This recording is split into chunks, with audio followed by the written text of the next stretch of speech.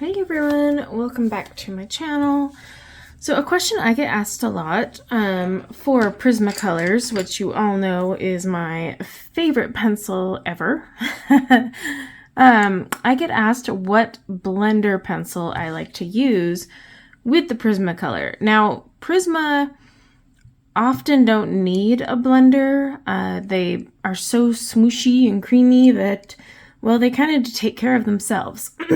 That said, there is the occasion where I will use a blender either to finish the page because I just don't feel like adding another layer, but some tooth is showing through, or to drag a color. So I can't really just give you a single answer. What I can tell you is the 3 blenders I use and how and when I use them so that you can understand why I can't just say this only blender. So first of all, most of the time I don't use a blender at all because I can smoosh, come on camera, focus, just about any color together that I want to. I mean, honestly, that is what is the beauty of Prisma, am I right? Like, you can just press harder and make your colors blend whether they want to or not. And they're so opaque that, you don't have to worry about it. But there are times where I maybe have a toothier paper, so I don't want to be bothered. Or there's just like little bits and pieces. I can't stand seeing any paper beneath my pencil. I don't know why. So there's 3 that I use and I want to show you how they react differently as well, so you can kind of understand that. But the Prisma blender, I don't use this often. Oh shoot, do I have a larger one? No, my refills are downstairs. But this is the Prisma colorless blender. And the sole purpose of this one, or what I use it for, is to drag the color. So say I want to be lazy and not shade something or add highlights. I just literally want to color with a single color. I will use this to cover the tooth of paper. Then I just drag it. So see how the color's dragging across. Let me zoom you in a little, or a lot. But see how it's just dragged across there? This is the only time I use this. Now, I may occasionally use the Prisma blender in or on Create Space paper to blend things out, but I usually just use it only for dragging the color because it really dulls out. That's why I'm writing it here. It really dulls out the color, as you can see just from looking at that. Okay, so say I take that same grass green. Now, the one I use most frequently for blending, also on Create Space paper so that I don't have to layer a million times and just cover up that ugly tooth, is the Splendor blender from Lyra. Ooh, pencils everywhere. That's this one here. And I like this one because it kind of gives like a glossy finish. It's not as harsh and rough either as the Prisma one. And so the color turns out a lot better to me. So I use this one for Create Space and then most of my blending. Don't you love my super high-tech little presentation here? You guys know me by now. Okay, now Caran Full Blender. That's this bad boy here. They're like pencil gold, but you can also use the version that comes now covered in wood, and I'll do both just to show you, but I use these not as often because they leave a very thick waxy film on top, and Prismas are already very waxy. They don't need help in that department, so they don't need more wax added on top. However, there are some pages where I kind of want to give it a shiny finish, shinier than the Splendor blender, but I'm not using it to drag the color because this will not drag the color whatsoever. This literally just blends them together and covers the tooth. See, look, I could even pull it out here, see nothing's dragging, but it is leaving a waxy spot. So you have to keep that in mind because there will be a wax spot left on your page. So if you go in with like another color after it, this is the one encased in wood, which is the same material to me as what comes in the full blender. Again, it doesn't drag. The Splendor blender, I should have shown you, also doesn't drag.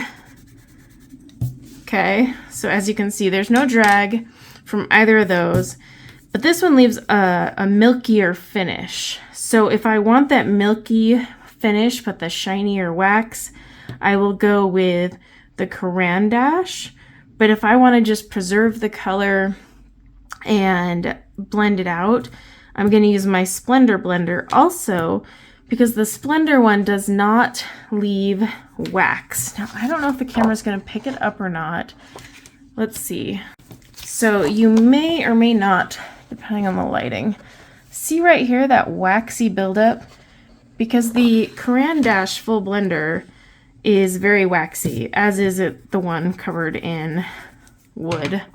Super waxy. Doesn't drag the color, but it leaves a waxy film on top of what I've just blended, so I can't go on top of it as easily. It also leaves wax, so you have to stay in the lines because otherwise you're going to go color and be like, oh gosh, I can't go on top of that as easily. See, it becomes a very slick, waxy surface. It's like coloring on top of tape. Now the Splendor blender doesn't leave that waxy surface as much, and it blends nicely. And it doesn't leave a milky finish. So in, I guess, summary, I use the Prisma blender to drag the color only.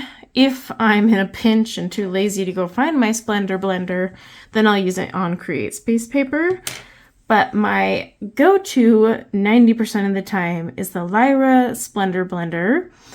And then, like I said, on occasion, I will break out the Caran dash. And the reason I did this video is to demonstrate and show you why there's not just one.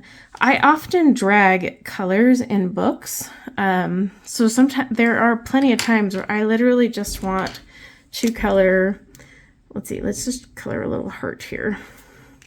There are times I want to just drag the color and create a highlight and really not have to work at it. So I use this to fill out my lines and then just drag the color up and see how it just creates a nice, very faint highlight. The one problem with this is it will grab any black lines on your printed coloring books and drag it along with it. The Splendor blender does that less, so that's one reason I really like it. The full blender also doesn't pull that black ink as much. Now you're probably wondering, hey, there's other blenders. Have you tested them? Oh yeah, I have. So if you're curious, the Derwent blender is not my favorite for Prisma. It's just too hard. It doesn't give me the effect I want. It actually, I feel, renders the color pretty crappy. I've also tried the Blick Studio one. Again, not my favorite for Prisma. I've also done the burnisher from Derwent. Burnishing and blending are two different things. Keep that in mind. However, I still tried the tool just to see. I've tried the Colorless Blender by Color. I've also tried Color's Colorless Burnisher. And then, of course, there's, odorless mineral spirits and all that. But if you want my honest to goodness answer, the best blender of all is the Prisma itself. If I get lazy, like I said, I can just smush them into one another and I create my blend. So hopefully that helps you. If you absolutely want a blender, I recommend the Splendor blender, and then the Caran dash second. And then I only use that Prisma colorless blender to drag, and that is it. So hopefully that helped you understand the blenders I use and why. And I'll leave links to each of these in the description below. If I'm in a pinch, I buy my Splendor blender on Amazon. Otherwise, I put it in my order with Blick when I'm ordering all my open stock. But yeah, that is how this lady blends her Prismacolors.